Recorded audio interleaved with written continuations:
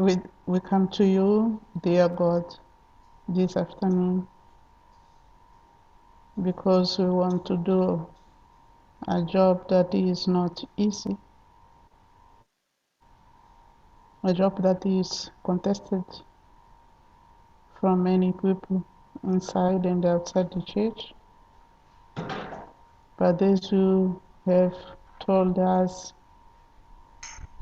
you have taught us that everyone is your image. We want to reach those that are excluded in this decision. Make us your people who can help others, who can find injustice in this world, and those who can change some practice that are harmful to our sisters and friends. So we call you to be with us in this discussion and lead us in your paths today and forever. Amen. Amen. Amen. Thank you, Chairperson Reverend Jirinda, for sharing with us that word of prayer. Viewers, welcome to this reflection that we are having. It's part of the Love and Justice Gathering by United Church of Canada. And Pembizo Christian Council is a partner of United Church of Canada, working in the East Africa and Middle East region. Our reflection that we've been asked to look at is about bold discipleship.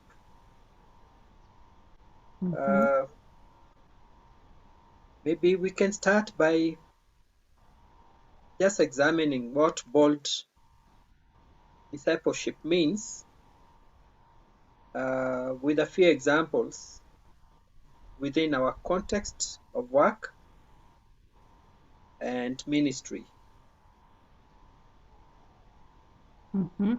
Maybe I can start from where I'm sitting. It's quite a difficult question to answer. But I think when we think about bold discipleship, we think about the grace to discern what Jesus Christ would do regarding a given issue or circumstances, and actually finding the courage to do that which you've designed that Christ would have done. In itself, it would be a prophetic ministry. And prophetic ministry in itself is a bold ministry. It's about a relentless pursuit of that which very many people would find difficult to engage in, yet you find yourself you're having a burden for it. I would think about taking God's messages to the kings, maybe as well as the masses. And when you talk about taking the message to the kings, I think about Prophet Samuel and his confrontation with King Saul after he offered a sacrifice. That act itself is bold. It is daring. It is not the usual, but look at the message in there. It is such a profound message that Prophet Samuel could not keep to himself. He had to find himself communicating he couldn't keep it because it was important and it had to reach uh, its destination. And so Paul would call it boldly speaking in the name of the Lord. And so I think this is what bold discipleship would bring to my mind immediately as I reflect about it. I don't know, Reverend, what you would think about this issue.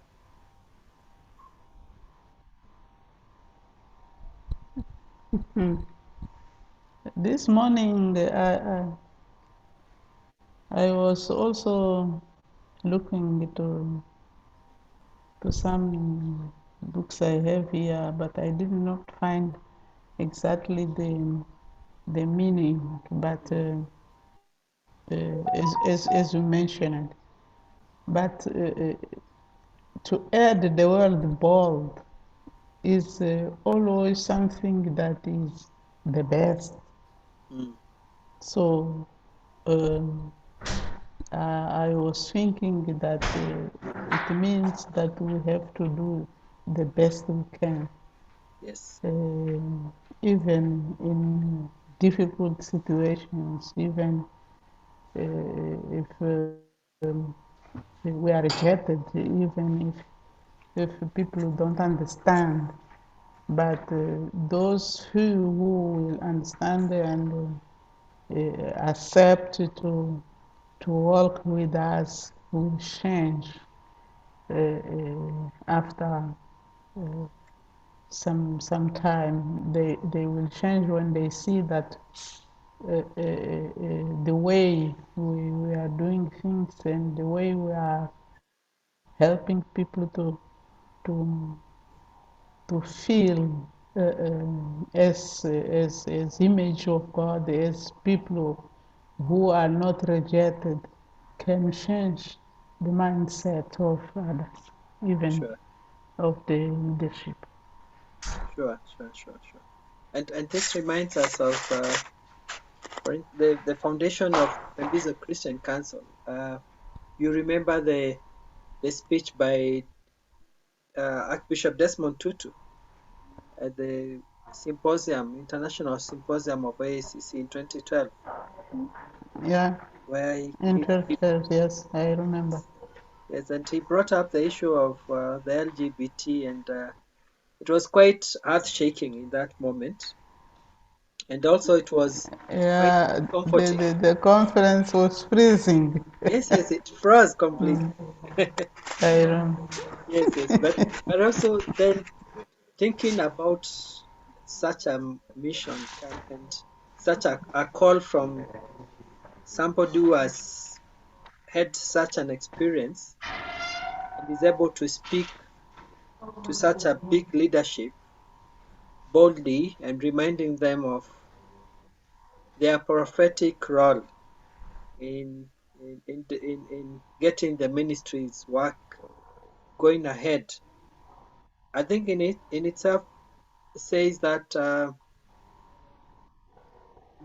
maybe sometimes some of the structures of oppression could be quite look may appear very soft, but still they need to be identified and uh, and and and picked out.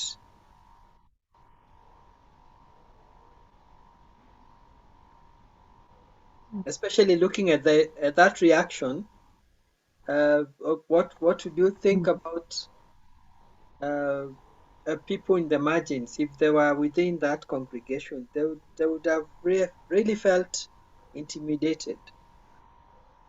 Mm.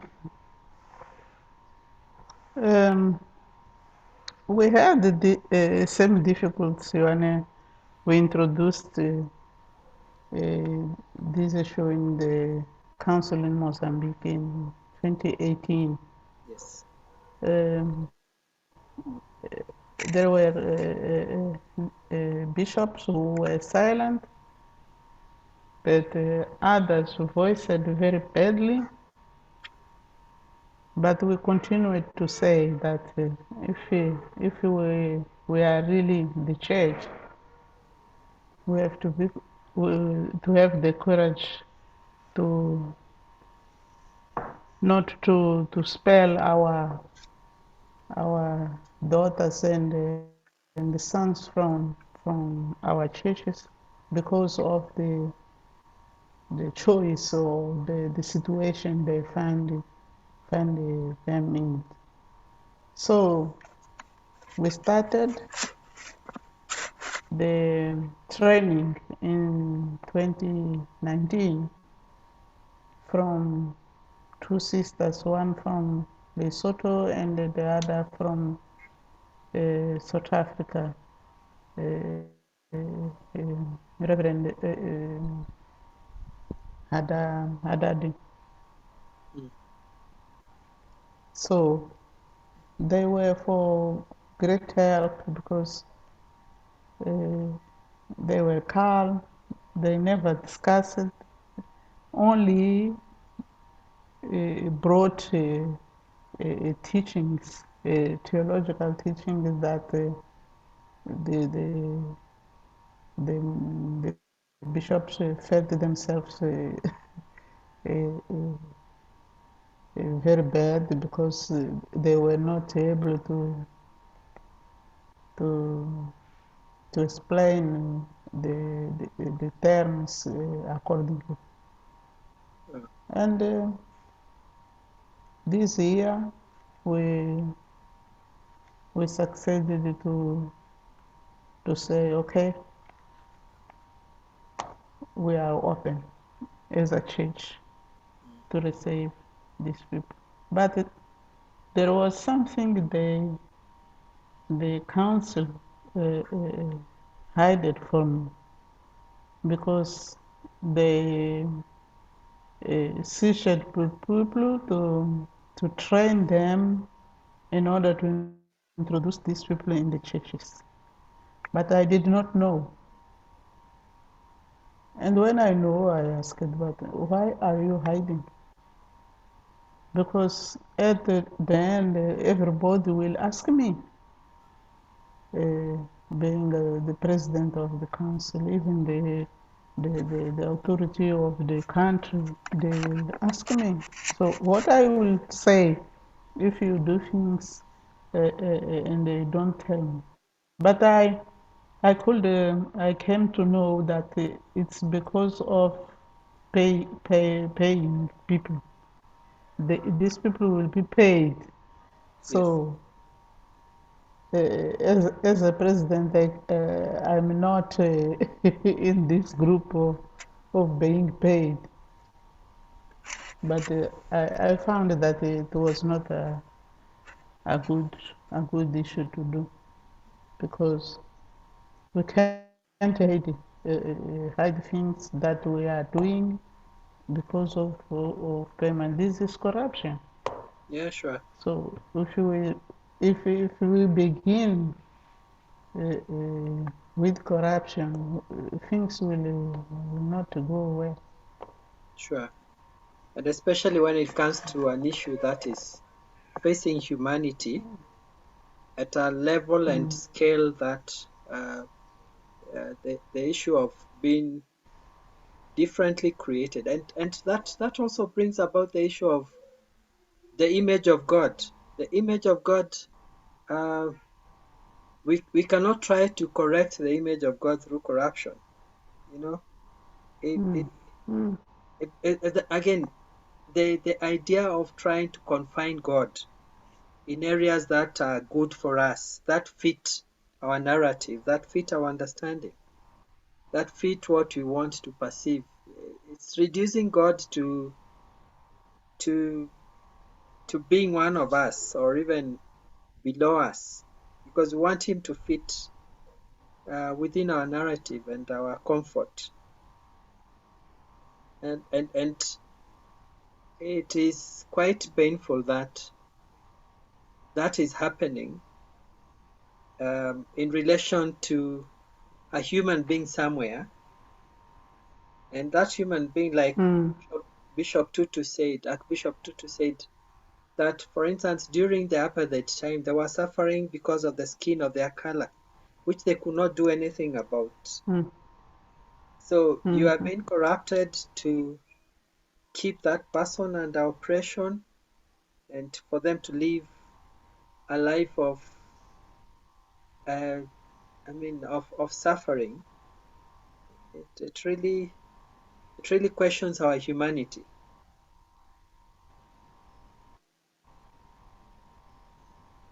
mm, Yep, and so for and that is why Pembizo becomes an interesting platform, because the intention of Pembizo was part of the dream that was there, was to create for Pembizo to become a platform where the discussions of, let's say, sexuality or being different from the norm would be discussed away from the structures of authority of the church, and where people would feel safe, like a safe space for people to discuss without mm. any restrictions, because such Restrictions. spaces are very rare.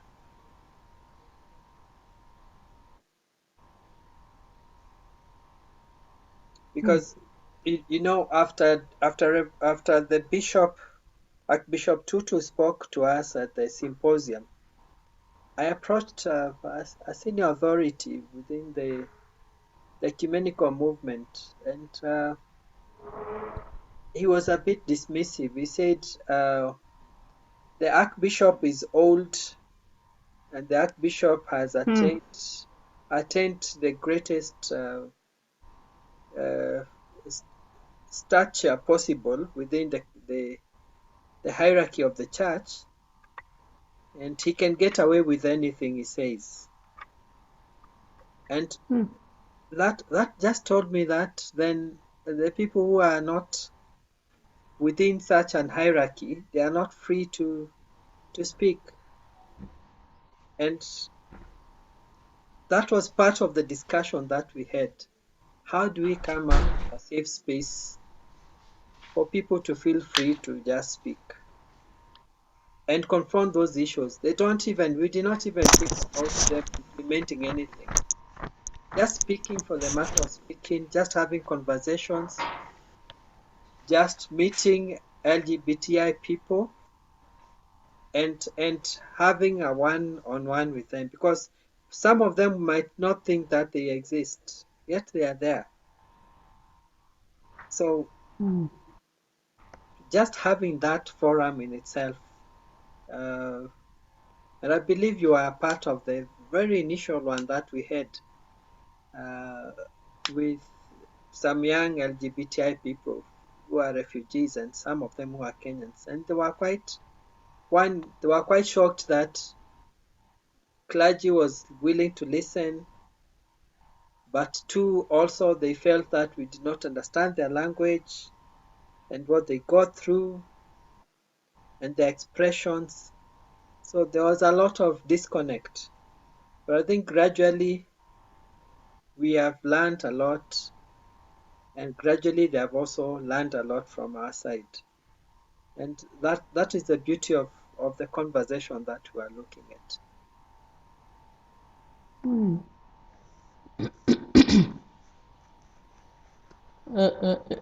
It's true that Jesus told us that our that it will not be easy, Yes, yes, yes. and there will be people who want to believe, who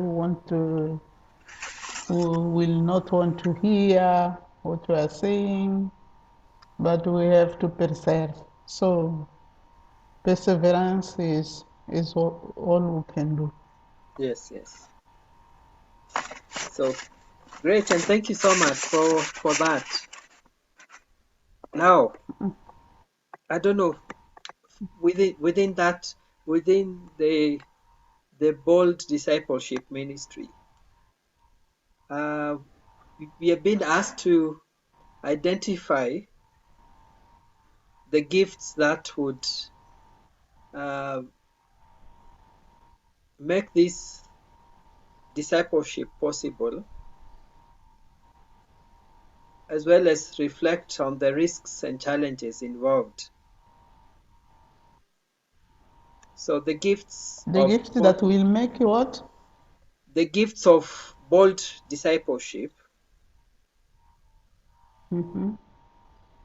and a reflection on the risks and challenges involved. So if I may Mm. take the lead, regarding the gifts, I would say the greatest gift that we are finding here is the gift of grace. Um, Mm. God's favor being abundant enough for you to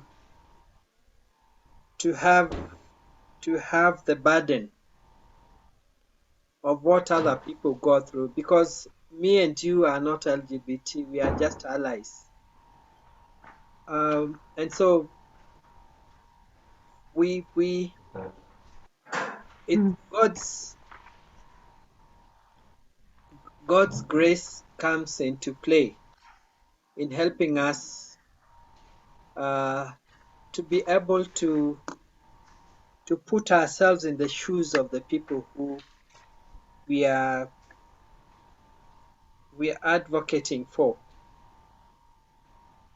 Uh, I would say also another gift is the gift of discernment.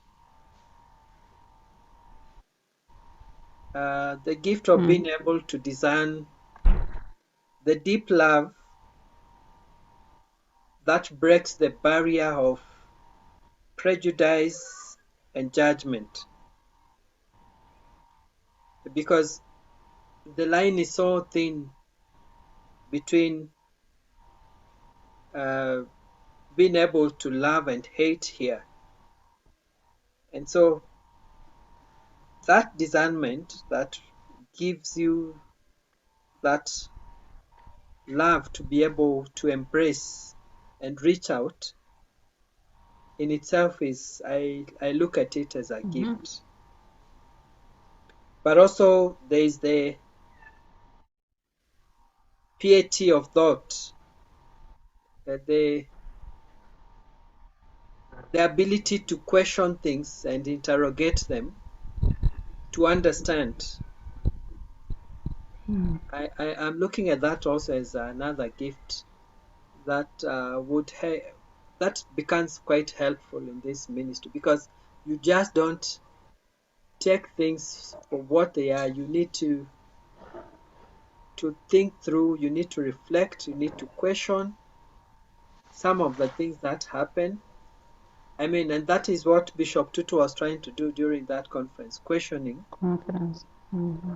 Yeah, the norm, the structure, the values that we have come to embrace. That idea of confining God to a certain area of our comfort, to be able to that to be able to question that and interrogate it, I think in itself is a gift that really aids in this type of a ministry. But there is also fortitude, the courage, uh, to bear pain, or the courage to pass to continue pursuing something within difficulties. Mm. And I think this fortitude is mostly brought about by hope that we know a better world is possible. That when you keep seeing somebody going through suffering, you want them to overcome that and to experience the best that life can Okay. present. And so that makes you really want to stay in there, hang on, and keep on pursuing. this that you think one day it's possible to achieve. I would think that is what comes to my mind immediately as I reflect around this. As we started, ideas will come Yes, sure. because God works where things are begin started. Yeah, So he come with many other ideas, yes, and you you come to find yourself very busy. sure, it's true.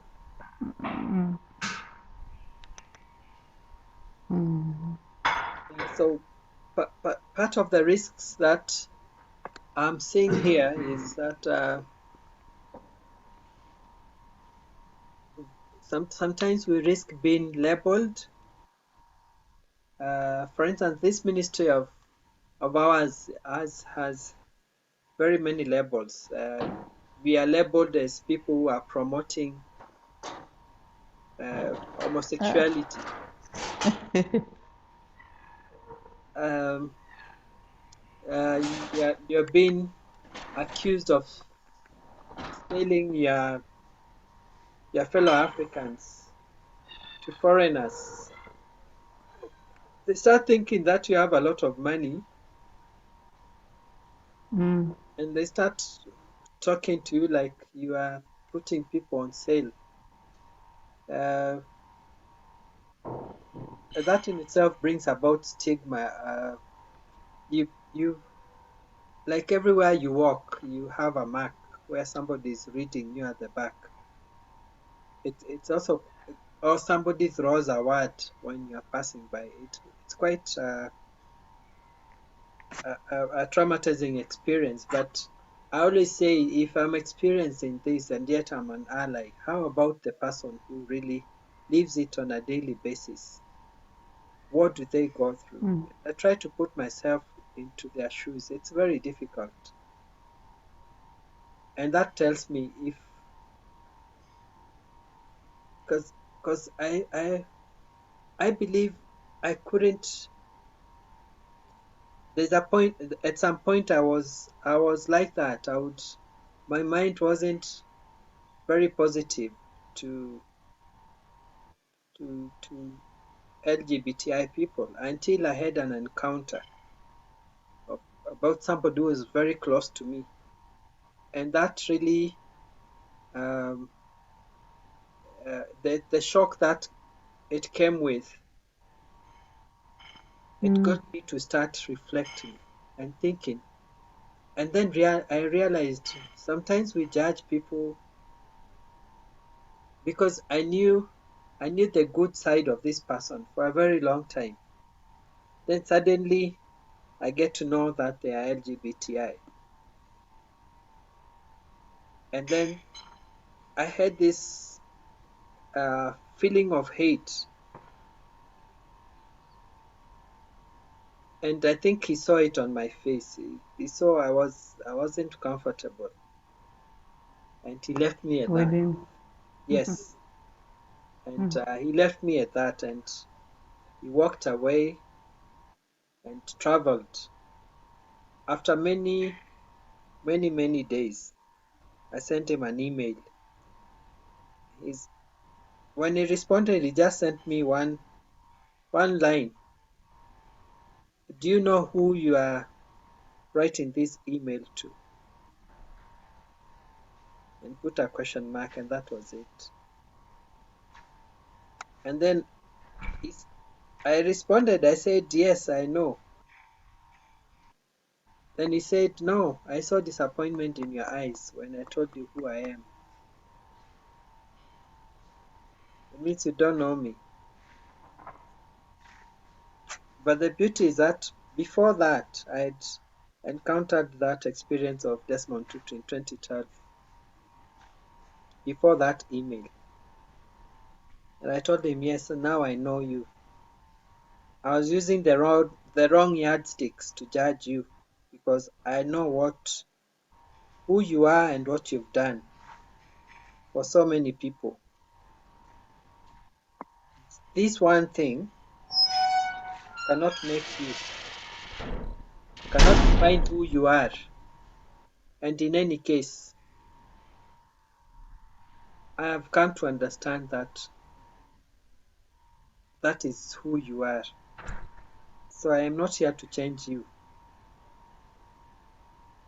I just want my friend back. And Mm. so today, when I during that symposium, I was the one who was recording the minutes of the symposium, and I went through a very difficult time trying to get the report out. I was being asked to delete some areas, but especially where Desmond Tutu said, in Africa we have people who also are not heterosexual like we are, and we need to give them their space to live their life as we do. That section I was being told to delete it, but I resisted because I thought I was deleting that friend of mine, and it really gave me a lot of.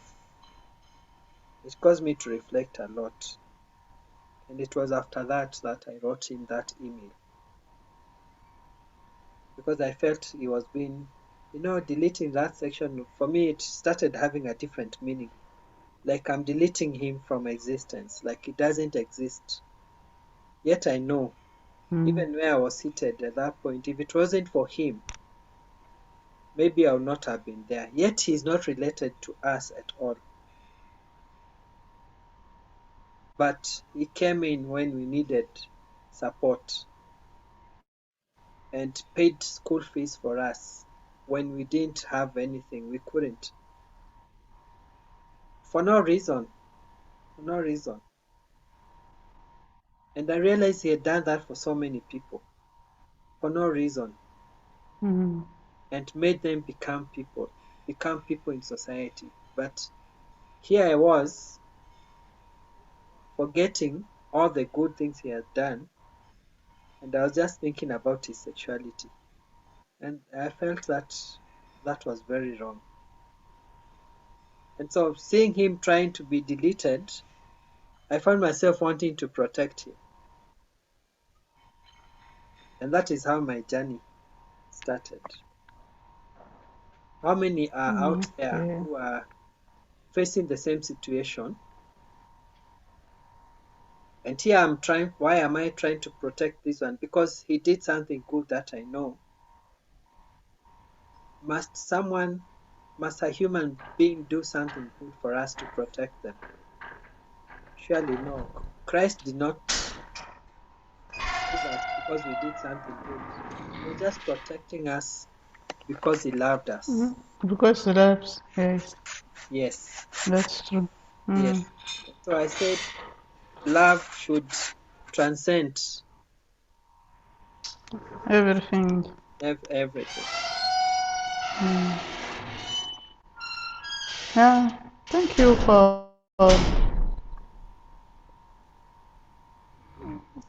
sharing with me this experience. Thank you. Um, my first time in my church, Presbyterian church, I was invited by Men's Guild. It was December, the final meeting that they had, and they wanted me to be there. Mhm, But I did not know why they called me because they didn't ask me any study to perform, nothing. So they said, we want you to be with us. So I went. And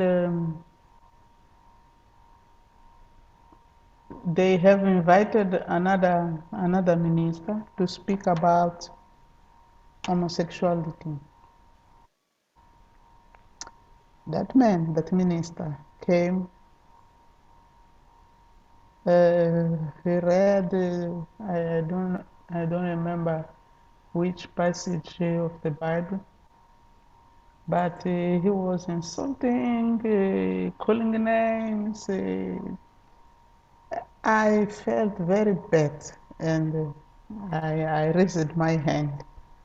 He said, "No, no, no, you will speak at the end. It's not your time now to speak." I kept quiet. When he had closed, did other things, then he gave me space to speak.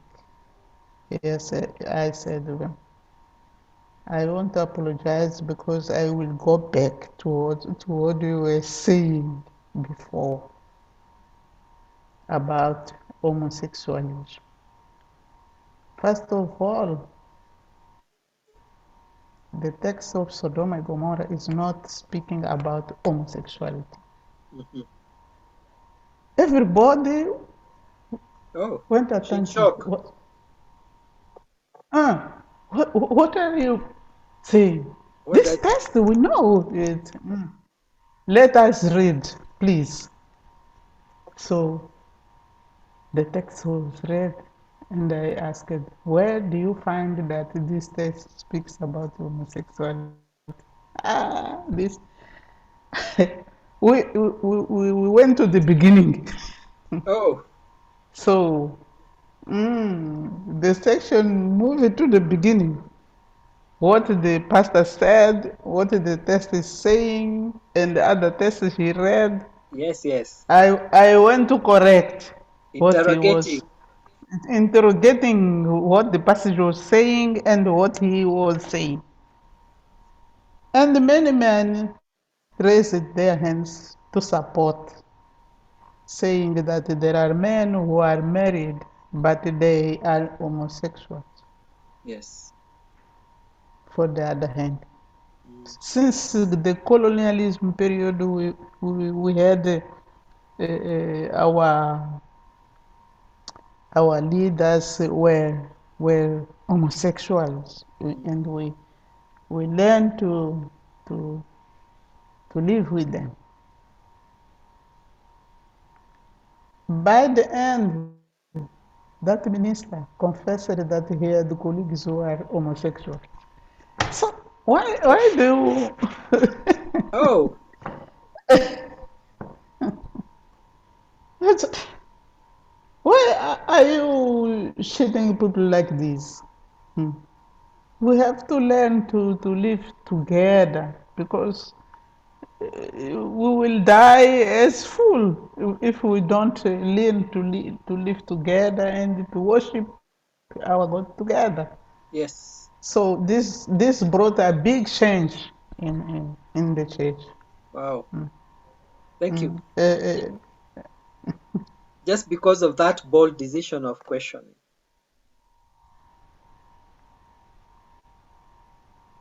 Reverend, Yes, yes. just because of that bold decision you made to question, it brought a lot of Mm, changes. but yes, it Wow, brought. wow, wow. Thank you for sharing that. Yeah, and it's true. There are so many experiences out here that people do not really. They interpretations have been uh, done to suit one's interest. Yeah, it's true. Yeah, and and It's true. and that's quite unfortunate. And that is why it is important for uh, at the beginning we at Pembizo thought that the theological reflections would be important even for people in theological seminaries and colleges around uh, issues of sexuality. And maybe that is something we need to refocus on again around theological formation and issues of sexuality, because that is Yes, where misleading comes in.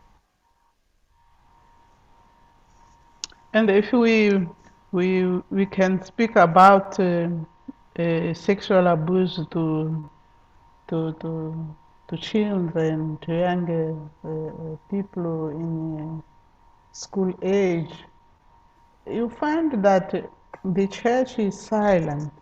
Yes, yes, yes.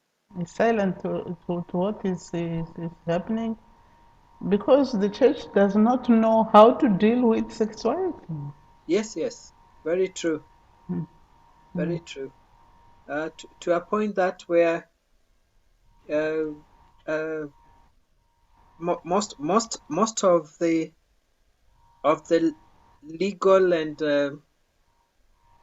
even political directives that are given on issues of sexuality, when it's not conforming to the status quo, the church is either conforming to it or indifferent, just staying there like it doesn't exist, doesn't bother it. Yet we know that within our congregations, these things are happening. Mm-hmm. Yeah, happening. Yeah, yeah, yeah. So Mm. very true. How the church leadership is prepared to address and converse around the issues of sexuality becomes quite important then. Yeah, I think that is you are missing the issue in the training. Mm, No one is ready to introduce mm, this matter in the seminaries. In the universities, we speak about this, but the majority of our ministers didn't go to the university, so they don't know how and approach it. to deal with these issues of. Yeah. Okay, okay, Reverend. Maybe we can move to the next Thank you issue. very much. Mm. The issue Sorry? of there is another issue that we've been asked to reflect on. The issue of solidarity in in uh, Yes. in bold discipleship. Uh, and most of this was being requested to be like a reflection for Pembizo, what allyship and solidarity means within this bold discipleship. And so my immediate answer to this would be that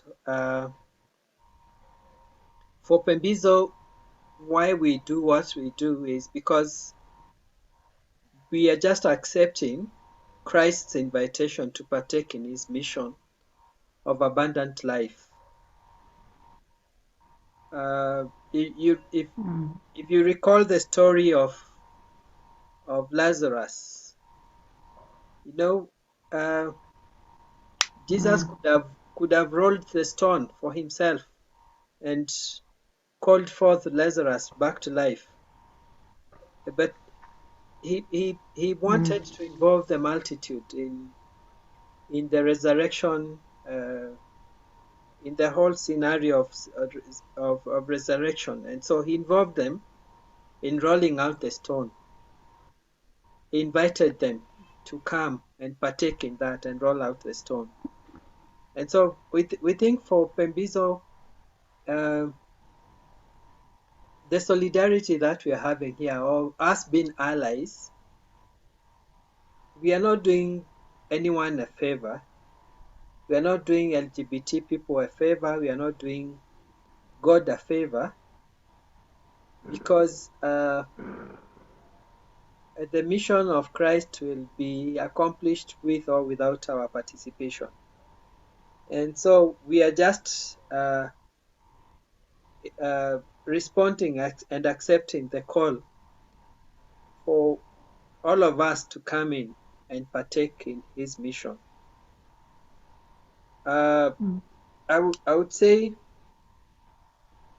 the challenge here is the narrow definition again that prescribes areas within which God can be found or can be confined. If you recall the saying by Professor John Beatty that Africans are notoriously religious, I think he also left another aspect that says Africans are also notoriously patriarchal. So if the Christianity was brought to us from that perspective where it is very patriarchal in nature and the way it has been presented to us and the way it was received and whoever received it for us here. And so anything in the Bible that seems to question patriarchy is quite discomforting. And anyone who tries to question that is judged very harshly, Mm-hmm. and there's a wrath that follows, which is discrimination, marginalization, and stigmatization. And part of the most dominant section of the church in Africa today is very unresponsive or indifferent to the issue of patriarchy. If anything, it perpetuates it. It tends to perpetuate that. So we are our solidarity with LGBTI people is that one of becoming instruments of Christ to deliver his his saving love and grace to others. And this time is not even the LGBTI, it's the people within the structures, the religious structures who are really enslaved here to a point of becoming judgmental. Maybe I can say that for just now. Mm. Don't know if you think there's I something will you can add. continue thinking if there can be another issue. I will continue thinking about myself. Yes. Okay. Now, Reverend, the other issue Mm-hmm. is how we engage, how Pembizo engages in the bold discipleship. I think this is the last issue. And if I'm asked to how we engage, I would just say that we commune with the marginalized communities.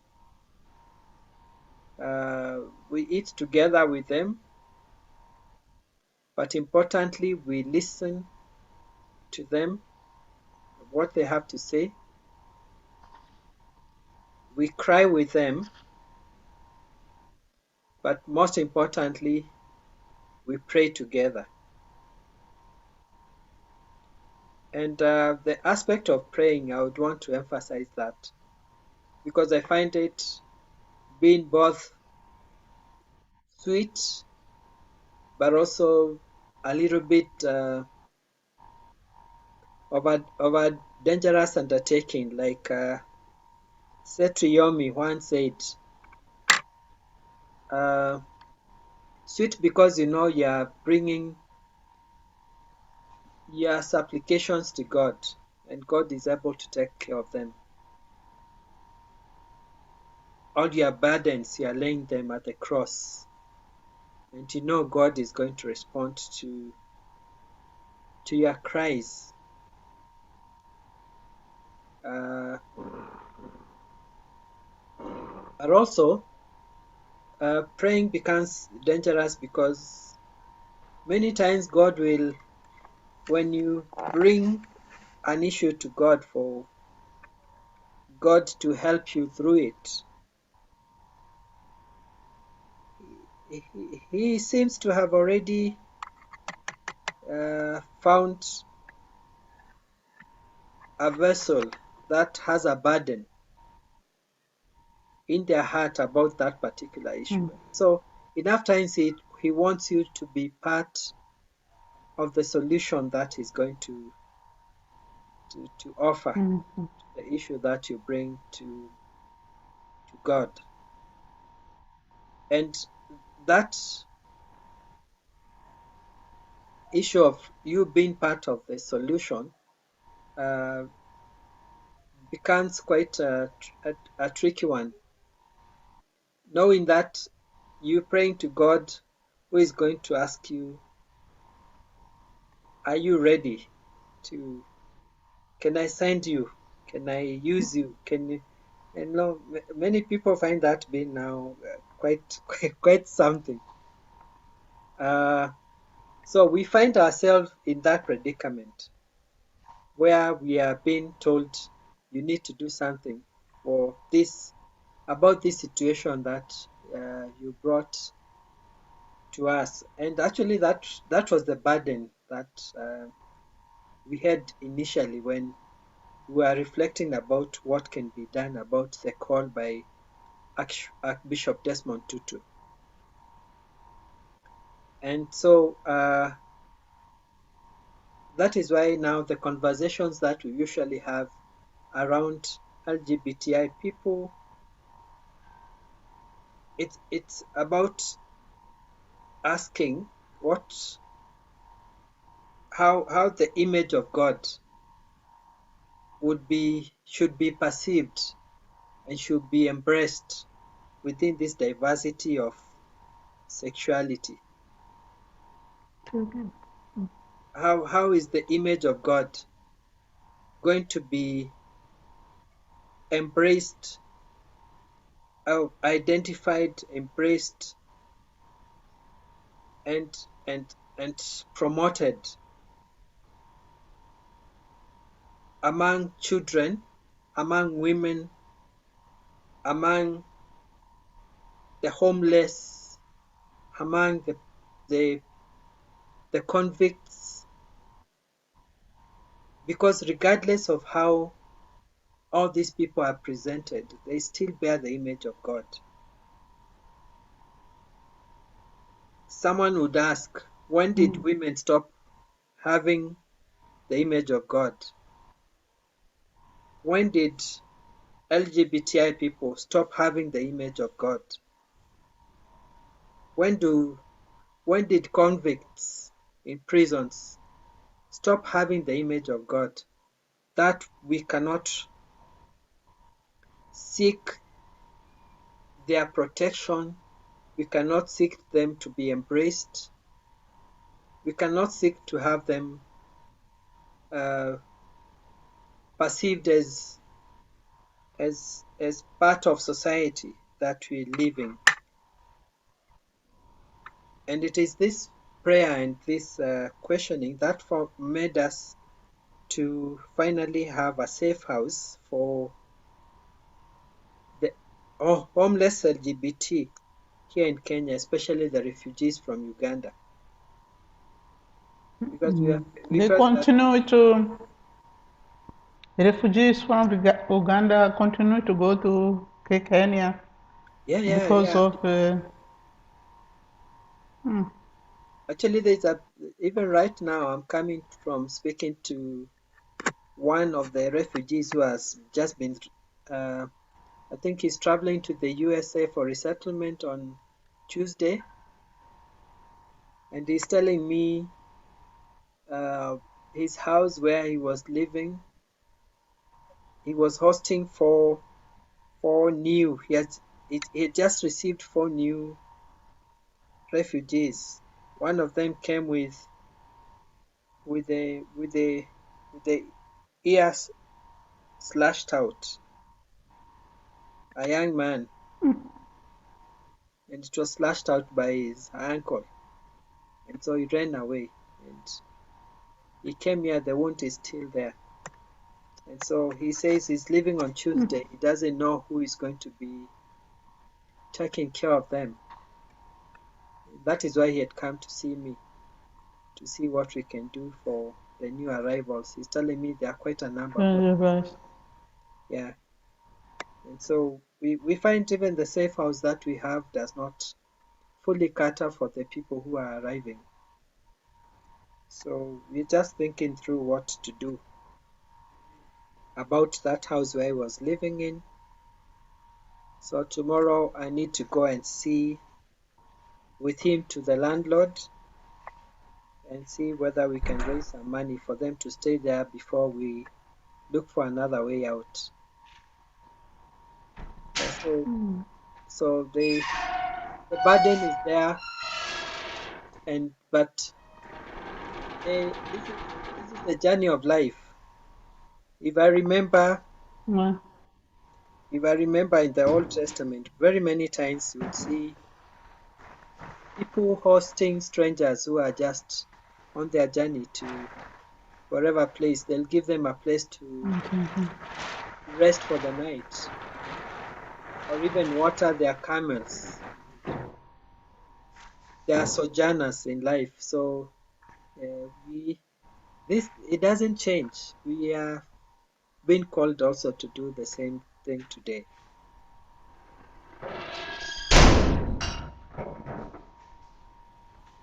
Yeah. Okay. There is any job that is easy when No, no, there isn't. it comes to reconcile people with God and with other people. Yes, It is every time very difficult. yes, So we have to be discouraged to continue and to say the truth yes. for for people. Yeah, Mm. sure, sure, sure. Thank you so much. Yeah. So, Reverend, that would make Okay. the end of the conversation. Thank you very much, Reverend Chirinda, uh, Mm. Felicidade Chirinda, retired minister of the Methodist of the Presbyterian Church in No, Mozambique. Presbyterian Church. Mm. Yes, and Solomon Gishira, the acting general secretary of Pembizo Christian Council here. So, listeners, we hope this conversation has brought some reflections in your minds, and we hope that we have made a point to Mm. help you maybe think about someone else out there who bears the image of God, but whose situation is difficult for them to bear. And so we can share burdens. We can share burdens Mm. because that is So, the body of Christ. so Reverend Chirinda, maybe your closing words and remarks, and then a prayer as we close.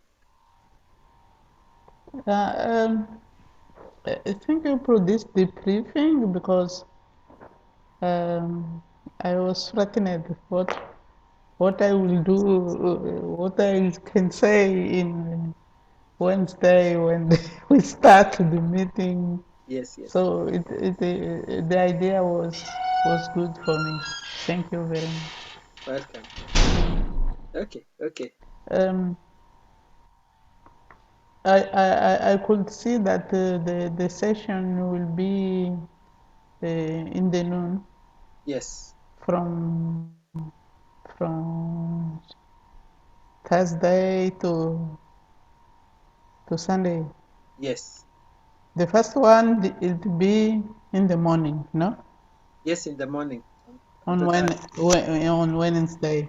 Yes, So the others will be in the afternoon. That's good for me because in the morning, many of the time I'm called in different places. So it's okay for me to be in the afternoon. okay.